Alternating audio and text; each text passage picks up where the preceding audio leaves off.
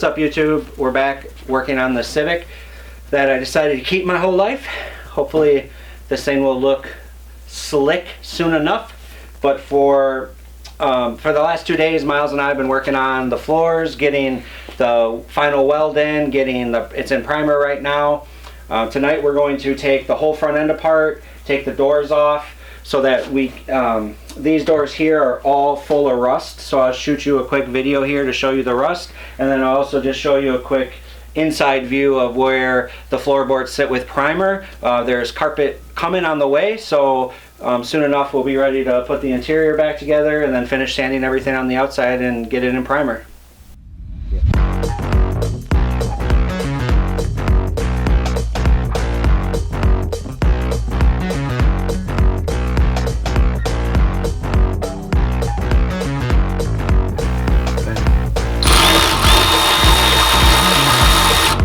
That out? Yep, not keep on.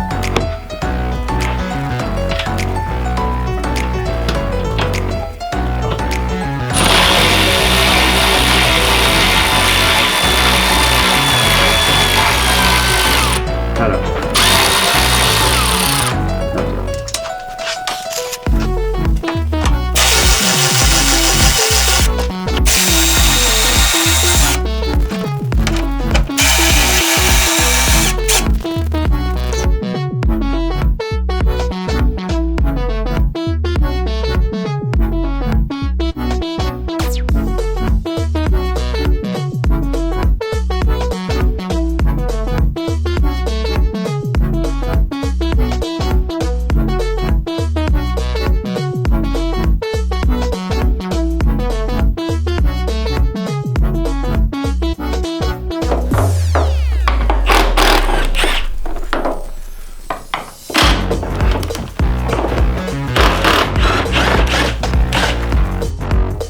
Well, YouTube, it's getting late on me tonight, but got one of the doors on.